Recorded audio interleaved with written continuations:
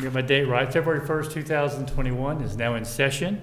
Would you stand and join me in the Pledge of Allegiance? I pledge allegiance to the flag of the United States of America and to the republic for which it stands, one nation, under God, indivisible, with liberty and justice for all. Again, good morning, everyone. I'm Gary Merrill, President of the Board this year, and to my left is Vice President Commissioner Lewis. And we have Commissioner Ben with us virtually today. And so welcome. Jeff, can you hear us? I can hear you. Can you hear me okay? I can hear you. Uh-huh. Yes, all So- right. Way to go, Jennifer. I had help. Thank you, Ross. So with that, before we get started, Mike, congratulations, we got a clock now. Oh, yes. So we can, Yes. we'll know the time of things. With that, Jennifer, let's begin. Resolution Excuse me number, a second. I failed to introduce you, Jennifer Walraven, our clerk, and our administrator, Mike Cromer. Proceed. resolution number 21-72, in the matter of approving the electronic record of proceedings from regular meeting held January 28th, 2021. So moved. I will second that. Motion made and seconded. Discussion. Vote. Vote on motion 21-72. Mr. Merrill? Aye. Mrs. Lewis? Aye. Mr. Benton? Aye. Resolution number 21-73, in the matter of approving purchase orders and now certificates and payments of warrants in batch number CM APR 0129. So moved. Second. Motion made and seconded. Discussion. Vote. Vote on motion 21-73. Mrs. Lewis? Aye. Mr. Merrill? Aye. Mr. Benton? Aye. Resolution number 21-74, in the matter of appointing a deputy apiarist and approving an agreement with Dan Curtis for apiary inspection services for 2021. So moved.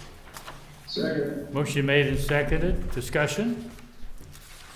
This is something we have to do every year, and the purpose of it is to make sure our beehives in our county are healthy, and it's a requirement of the state. So, and obviously, they're very important to the health of our agricultural community.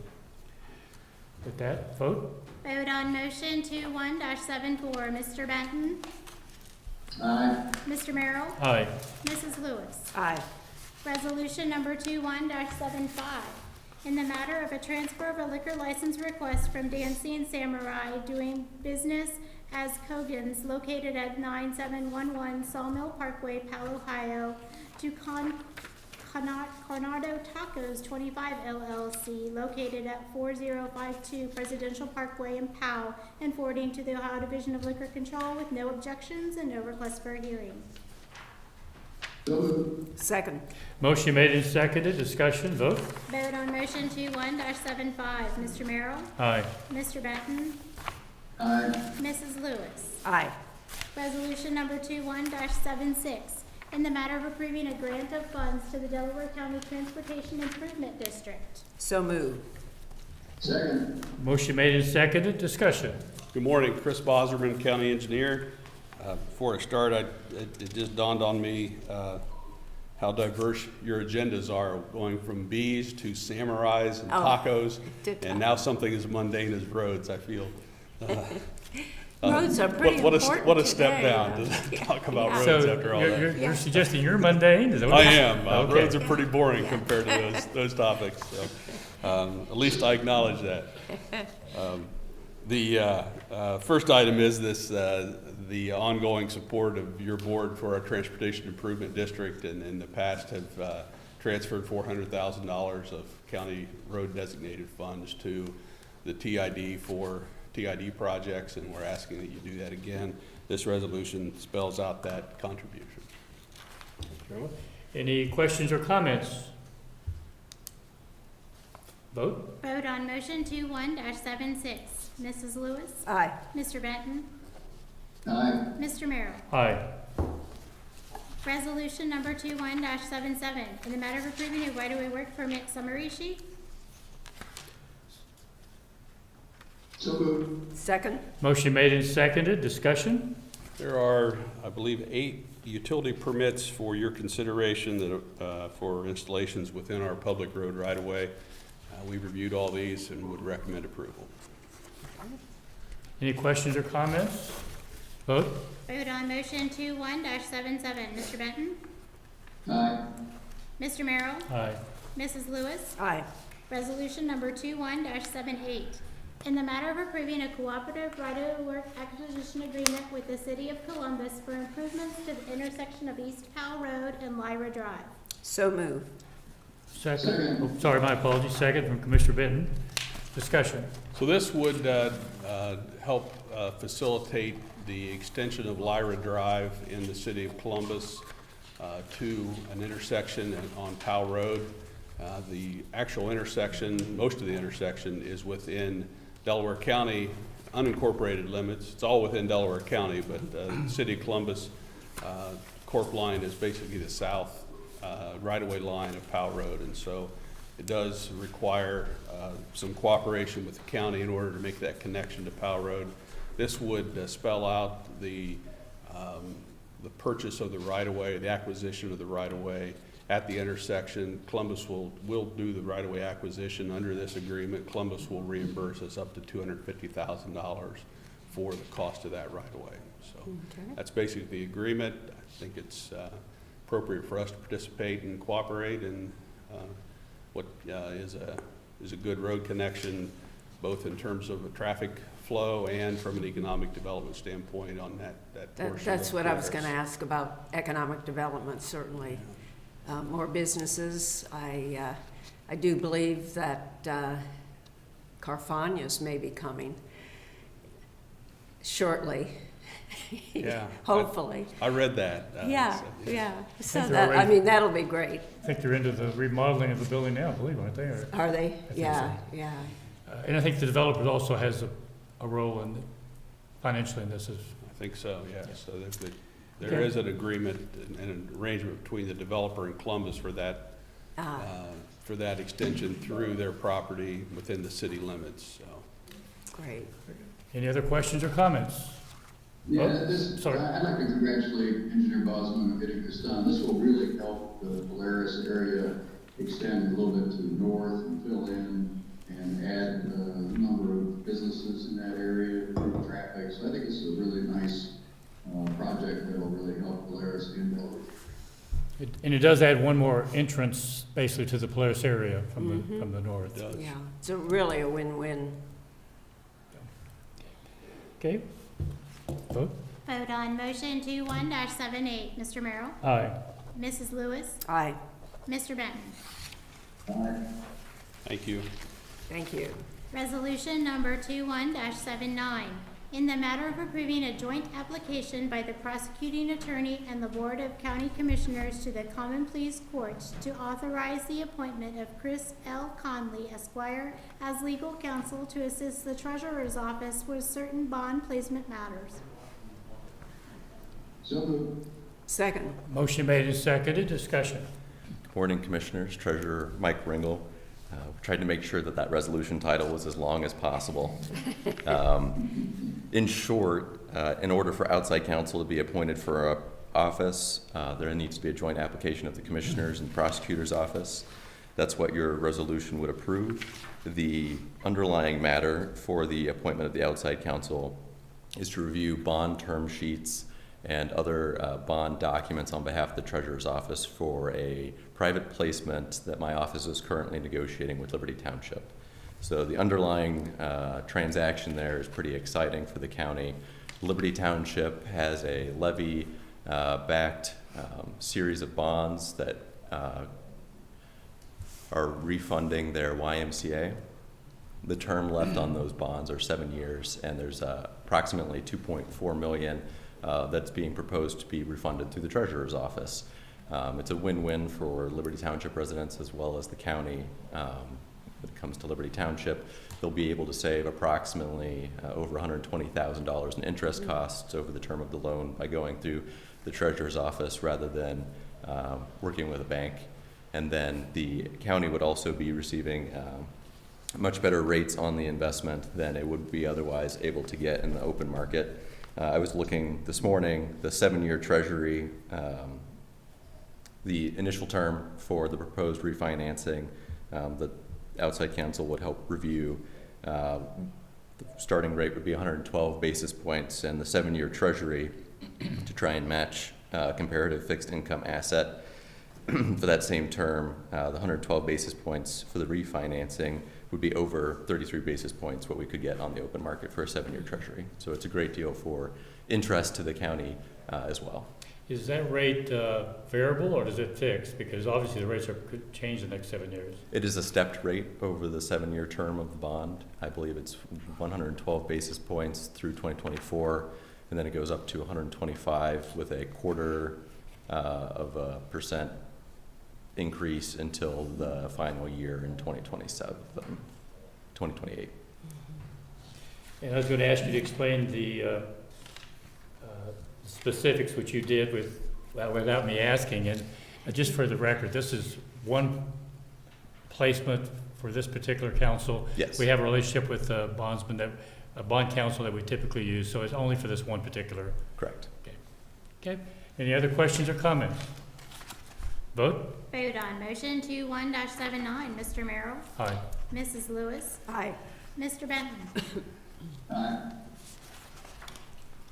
Resolution number 21-80, in the matter of approving the agreement by and between the Board of Delaware County Commissioners, the Delaware County Prosecuting Attorney, Common Pleas Court, Domestic Relations Court, Juvenile Court, and West Thompson Brothers. So moved. Second. Motion made and seconded. Discussion. Good morning, Commissioners. I'm Nicole Ford with the Delaware County Prosecutor's Office. The Delaware County Prosecutor's Office, Common Pleas Court, Domestic Relations Court, and Juvenile Court are requesting approval to proceed into a 60-month contract with West Thompson Reuters. West provides all of our online legal research, and it has been a long-awaited goal of the county and the law library for our agencies to come together into one contract. After 5 long months of negotiations, we come to you with the best option we see for the county and all of our offices.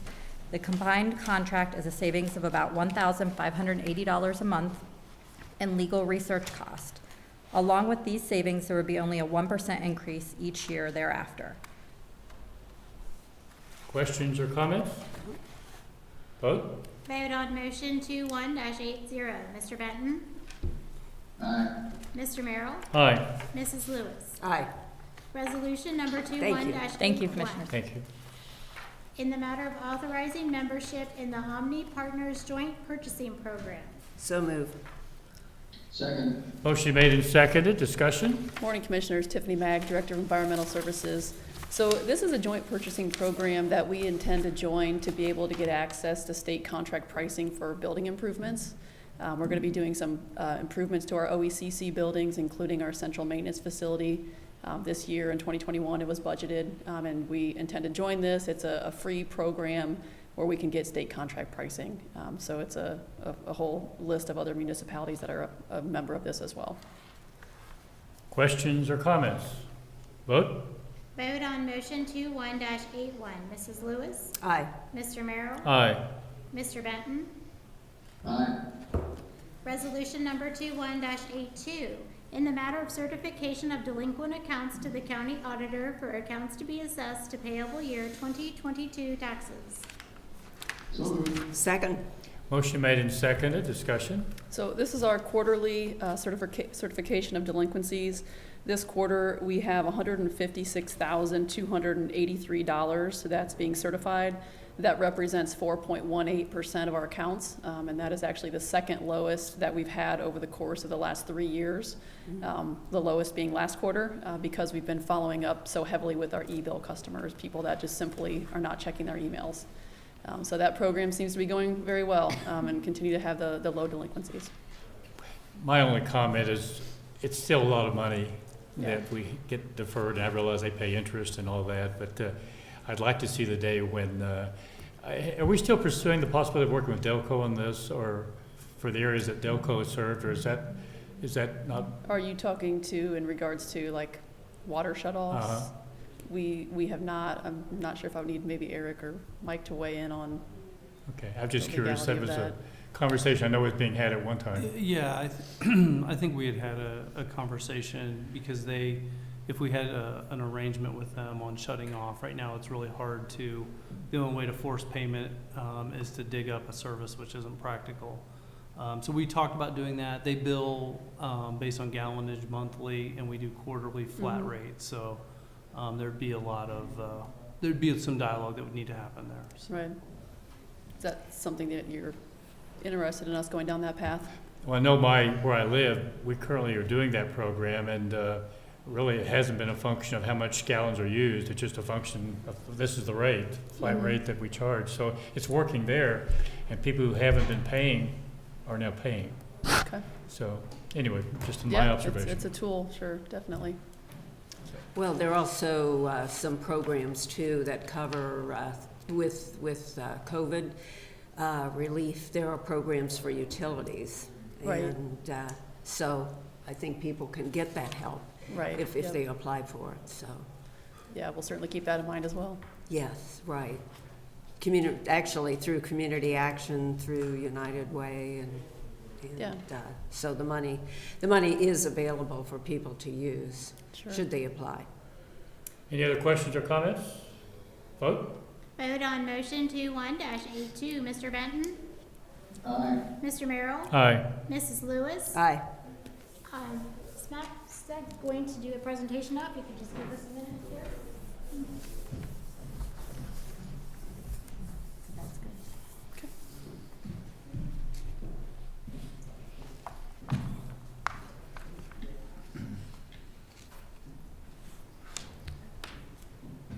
Good. Okay, so this is our monthly update on the items that have been approved for development over the past month. This is the January update. You can see it's kind of a short list, which is typical around the holidays.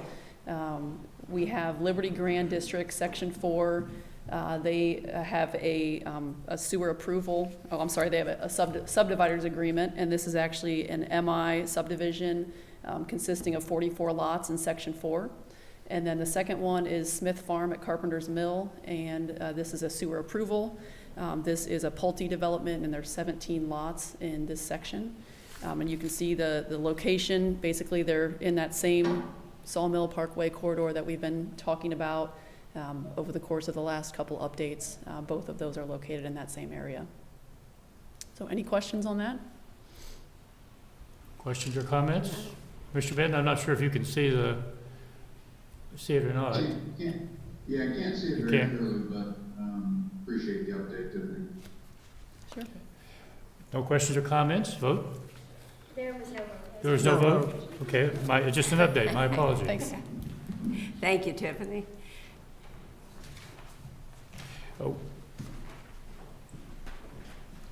Resolution number 21-83, in the matter of awarding community enhancement grants. So moved. Second. motion made and seconded, discussion. Good morning, Commissioners. Today we have a group for the community enhancement, which is our round 2. Round 1 was very successful in helping the community, and we feel like this round of applications, all these applications are new. They did not receive funding in round 1. That was one of the criteria. As you can see that, we're casting a wide range, with the Delaware Community Chorus, the Arts Festival, really supporting some very good programs for the youth in the community. The Women's Foundation, the Historical Society, People in Need, Speech and Hearing, and Habitat for Humanity. So just recommending your approval of those amounts. Questions or comments? Just that I'm just so pleased that we are able to help out all these organizations. They all do a great job, and thank you, Administrator Fromer, for doing a lot of background and homework on this. As you said, the associations cover a variety of good things that they're doing for the community, and so I'm very proud to support this. Yeah, I would echo that. Again, the first round was very quick, and we did have some really good organizations miss the funding opportunity there. And we because of the second round, we've been able to help these organizations along, which do a great job in the community. So I think it's great. No more questions or comments? Vote. Vote on motion 21-83. Mr. Merrill? Aye. Mr. Benton? Aye. Mrs. Lewis? Aye. Administrator Frommer has a business operation and financial management department end-year budget presentation.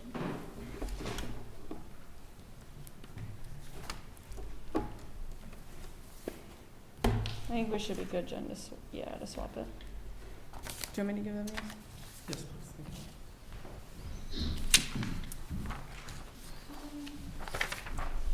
Thank you.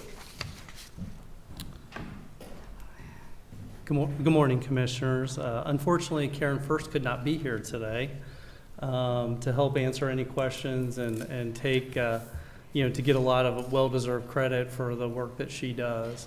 What we're going to do here is we just want to go through and do an update for kind of the year end in 2020 to look at the revenue and expenditures and kind of the general fund balance. These are all general fund.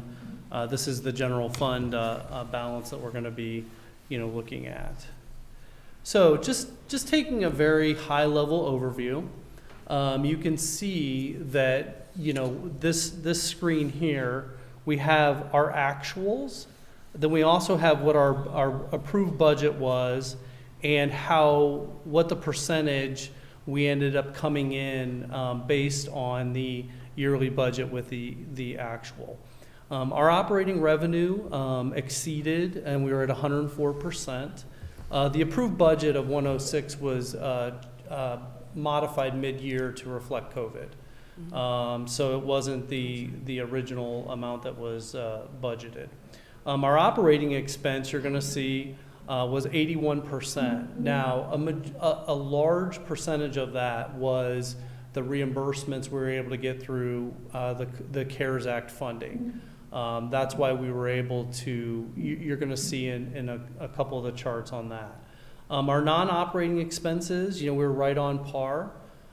We were able to, during a difficult year, we were still able to build a lot of buildings, do our building construction as well as our roads. I think the county engineer would say that last year was a really good year of road construction, getting a lot of stuff done out there. So maybe it's because people weren't on the roads with COVID. Your crew, the construction crews we hired, were able to get a lot done. And then you can see that where we had ended up the overall year of where we ended up versus what we were significantly better than where we planned. Okay, so now these charts get a little bit more complicated and get a little bit more kind of jumping into, but we just want to highlight some stuff. You can first see when you look at the revenue, this is the detailed of all of our revenue and our major revenue categories. The 106 million of what our approved budget, and then the 110 of what the actual were the numbers from the first sheet, and we can kind of dive into a little bit more. You can see that our sales tax, was able to slightly outperform where our approved budget was. We had some really rough months, but then the rest of the months held pretty true to form. And then when you look through and you want to look at, we actually charges of services and licenses and permits. We're actually above what we budgeted, and primarily because our conveyance fees and our building fees were up. A lot of people were selling property, and so we were getting a lot of conveyance fees. And as I think you guys know, when looking at building safety and AKA code compliance, had a lot of new build starts. So our permits, fees were up. The next thing I want to point out was our interest. We had a really strong first quarter, and this is kind of misleading. We were at 140% of what we budgeted for interest income. Don't expect this year we're going to take a big dive on that. So I wanted to point that out. And then we also had some operating transfers in. And the amount that I listed there, and I have the cursor beside, was the amount that Natalie Fravel, Clerk of Courts, provided for the small business loan program. There was also some money she also provided for a deputy at the courthouse, but a majority of that was, you know, that. So you can see that, you know, and then when you look at 2021, our approved budget, you know, on the revenue side, as the Budget Commission and the auditor have laid out, they're looking at, we would have about a 5% reduction in revenue for this year, 5.2%, and that we're aiming for 105 million of general fund revenue. So, any questions on that? I think the other thing I noted on the budget, you can see, we have a significant increase on property taxes projected. The sales tax, there's a significant reduction in the sales tax, about 3 million from what we brought in this last year. And then the interest, as I talked about, you can see that the interest income is 1.8 million, where last year we were at 3.4. So, any questions? Okay. So on the expenditure side, you can see that as we talked, we were 81% when you look at the bottom line. But if you go down through the yearly budget, the personnel service and then the retirement insurance taxes, that was a bulk of where we were able to get the CARES Act funding reimbursement for our safety services, the Sheriff's Department, our EMS departments, and that was the biggest impact because we were able to use that funding to reimburse us. You can also see on purchased services, that was up a little bit because of the small business loan program, but then it was also down because of the department spending. The departments and offices were down during COVID of you know, the new changes to the business models. Materials and supplies were 81%, which was down because of COVID and some of the stuff that went on hold. The intergovernmental and other objects, this was, the budget was increased because we had, for the small business grant programs and the community enhancement, but the actual expenses are gonna hit in this calendar year of 2021. So on that expenditure, you know, it looks like we were significantly under budget, but in reality, we added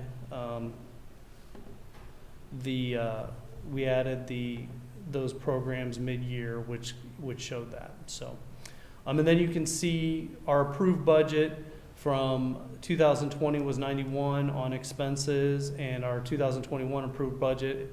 So we're showing about a 1% or 0.9% reduction.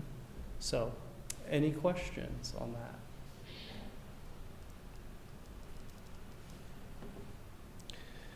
So, looking at the non-operating, you can see when you look at this, the percent of the yearly budget was 97%. I had mentioned at the beginning that, you know, Chris and Rob had done a really good job of having road projects, you know, be implemented last year, and that, you know, showed true to form on the budget.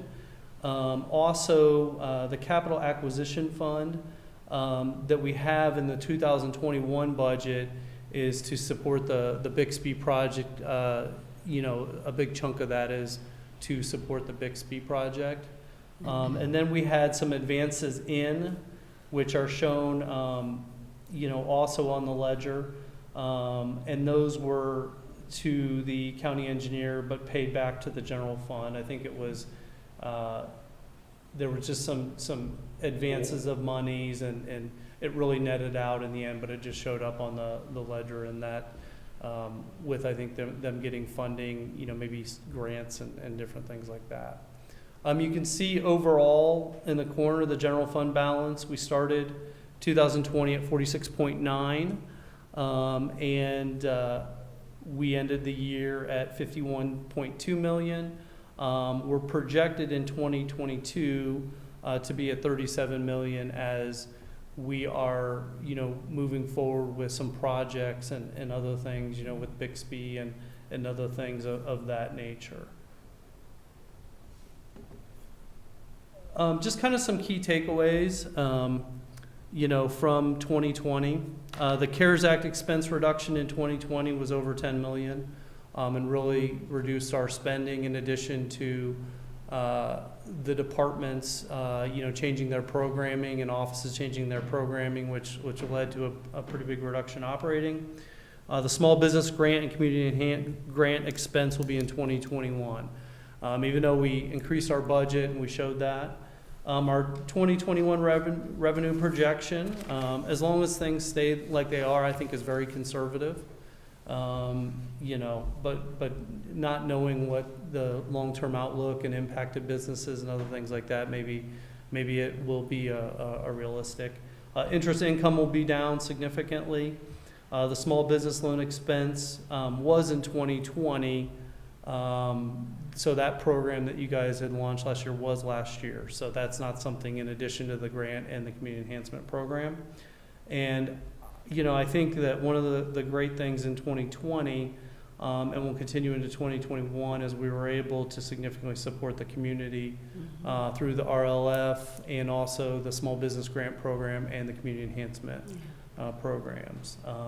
So that is all I have, unless you guys have any questions. I just, like I said, wanted to, we pretty much, you guys on a monthly basis get this form that Karen puts together, and thought we would just kind of break it down and use Marissa's amazing PowerPoint skills to make it look really neat. So she threw in this on the graph paper background with my engineering. That was really nice of her to do. So, but. Now, I'd like to thank Karen for all her work on this. I mean, daily work, and she was our lead on the CARES funding, and it's amazing. She's just done a great job. So, and it's so important to look at the key takeaways, as you just mentioned, Administrator Fromer, because there's a lot we were able to do in a very, very positive vein, and through economic development, the revolving fund, business loans, and as well as community enhancement. So we've done a good job. Mr. Ben, do you have anything to add? Yeah, just a couple things. I think, again, I also want to thank Karen and Mike and Marissa, for putting the presentation together and updating us on the final numbers. 2020 was really a crazy year. There were so many big, unusual items that financially it became a real challenge to keep track of them all, but I think we ended the year in reasonably good shape, and in 2021, starting off okay, but obviously major concerns financially continue. And so I really appreciate Mike and Karen's idea to do quarterly updates on the financials, because the numbers are just moving a lot. And just with all the uncertainty, I think it's great that we're going to have quarterly updates. So appreciate it again. Thanks for everything. Yeah, I don't think I have a lot to add to what my fellow commissioners have already indicated. It was to use Commissioner Benton's term, it was a very unusual year, and some of those things are one-time things, like the $10 million COVID funding that we received. So those are things that are all kind of made the numbers look better than they would have otherwise. And but I just want to compliment everybody in the county for the role they played in really working together on this last year. And it was a difficult year, and I think we should be very proud of how Delaware County got through it, and I think in a good way. And but things like property taxes, I think we're going to see the impact of that over the next couple of years as we see what impact this has on the business community and the value of those properties. So some of the impacts are yet to be seen. But I think we all are very optimistic that we're going to come out of it in good shape. And we got the Bixby project, which is going to be a significant project for us this year, and I think a very important project long term, as we're able to consolidate our campuses, which I think is going to be good for everyone. So I have nothing else to add. If there's no other comments from the commissioners, I thank you very much for the presentation. Now you have administrator report. I only have one thing that I want to cover.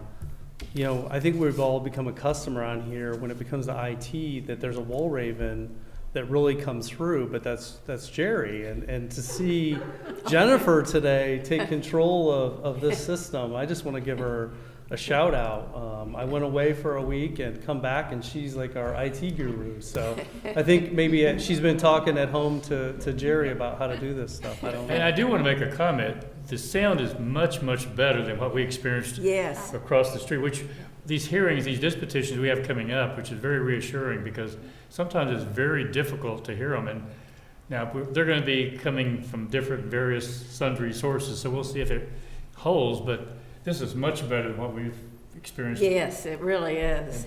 Ron Clayton with the data center had some extra microphones that he put up, so that I think that is From my helpful. end, the audio has been great. I've had some difficulty understanding the two side tables, the conversation coming out of the two side tables with the commissioners and the podium. Oh. Very, very clear. Okay. So thanks for putting that together and making it work. Yes. So that's very reassuring long-term as we go through some of our future issues. Anything else? That's all I have. Commissioner Ben, since you're not with us today, you want to begin? You have anything to add? No, not really. I'll leave it over, turn it over to Commissioner Lewis. Okay. I attended Delaware Regional Planning the other night virtually, and we got through our agenda just fine. A riveting meeting. Well, I guess wasn't riveting, but we did our job and approved certain things, disapproved one project, but no, they do actually too, the presentation was really good. You could hear everyone, and so the technology is getting better too. So I think all over. Thank you. That's all I have. I have two things, neither one directly related to county business. And I'm going to say this, I probably regret it later, but our president made an executive order last week that talked about the China virus, and we're not supposed to use that term anymore. Well, it is the China virus, and to assume and suggest that people are racist if they use that term is really inappropriate, and disappointed that that was done by our president. And to me, it's still the China virus or the Wuhan virus, whichever one you want to use. That's where it originated. So that's just my comment. I don't infer that anyone else agrees with that comment, so it's on me. The other thing I'd like to add is I have stressed a lot about the supports of small businesses. And I went to a new restaurant in town here last Saturday night with my son, and it was Las Michas over on the east side of town. And had an opportunity to speak to the owner, and they've been in business, I think, 7, 8, 9 months. And but I can't stress it enough: support the local business community. Every opportunity you have, eat at a local restaurant. Every opportunity you have, shop at a local restaurant. Again, I've said it before. I'll say again: the Amazons and the Costco's and the Kroger's and the Home Depots and the Lowe's have done well. Help the small business people get back on their feet. And it's only going to happen if we go out extra mile to support them. So, and again, I've said that many times before, but I thought it was appropriate to say it again today. And is there any other business to bring before us? Well, I just have one thing. I Okay. think regarding the virus, Chinese Communist Party is the best way to say it.